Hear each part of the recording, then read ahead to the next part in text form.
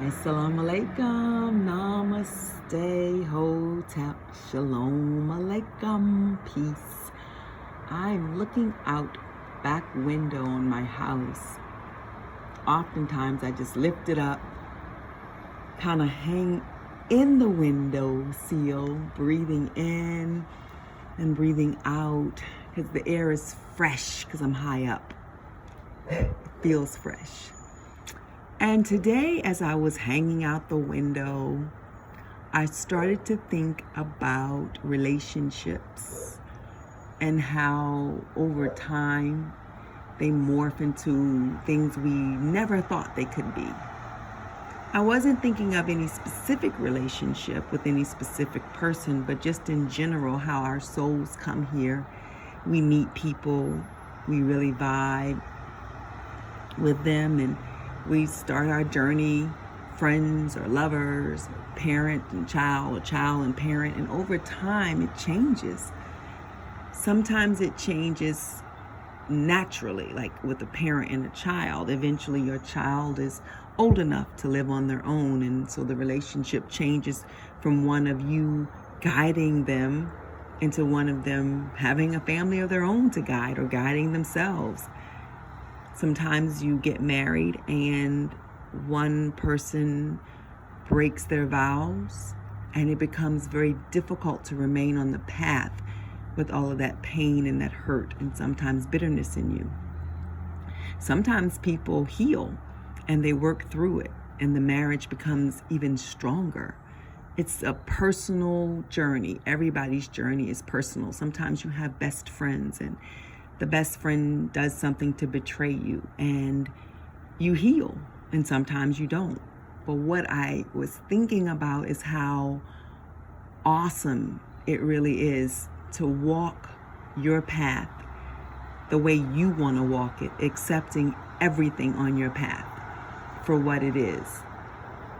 I believe that when you're in a marriage or a friendship or any relationship, a coworker, and you are dysfunctional and your dysfunction continues, it is smart for the other person to walk away from you, to detach themselves from you, because you are behaving in a way that's going to bring what we call karma to you.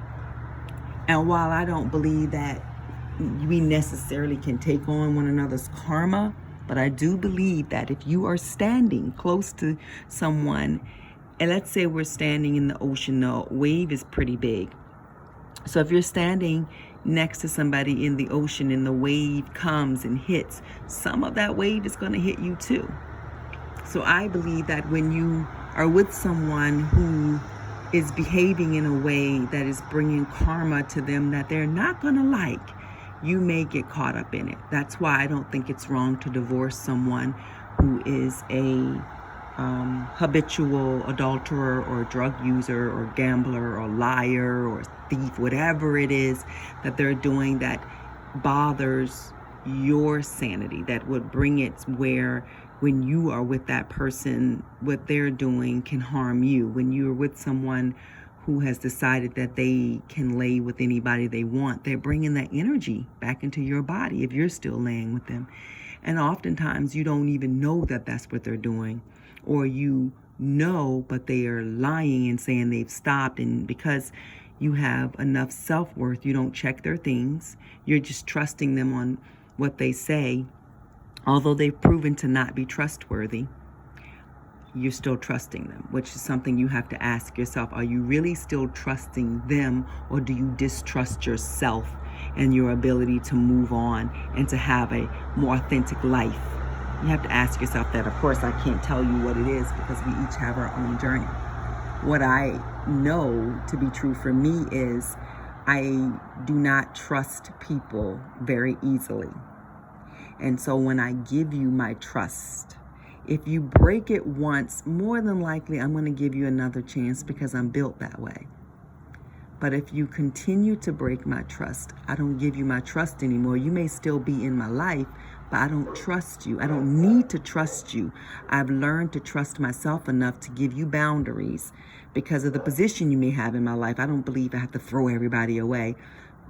But the position you may hold in my life may be one where I want you there, but I just know what I can trust you with, so you may never just let people go completely, but you have to be realistic on how you can trust them. And don't get mad, Tuan, when they do something that they've already shown that they can do. What are you getting mad about? You already know.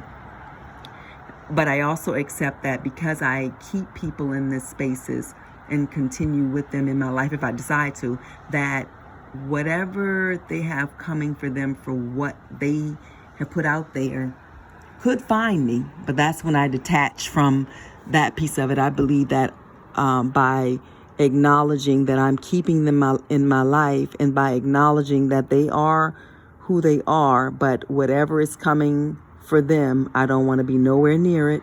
Move me on, push me out the way, when it's coming, because that wave shouldn't hit me too.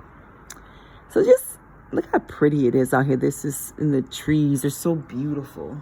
So anyway, I'm not going to take up any more of your precious and valuable Saturday. I've got a lot of homework to do. Look, watch the leaf fall from the tree. I don't know if you can see it. No, they're falling. And they're falling so gracefully and accepting their place on the ground.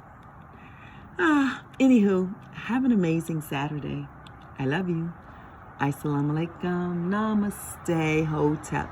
Shalom alaikum. Peace out to Brooklyn and everywhere else.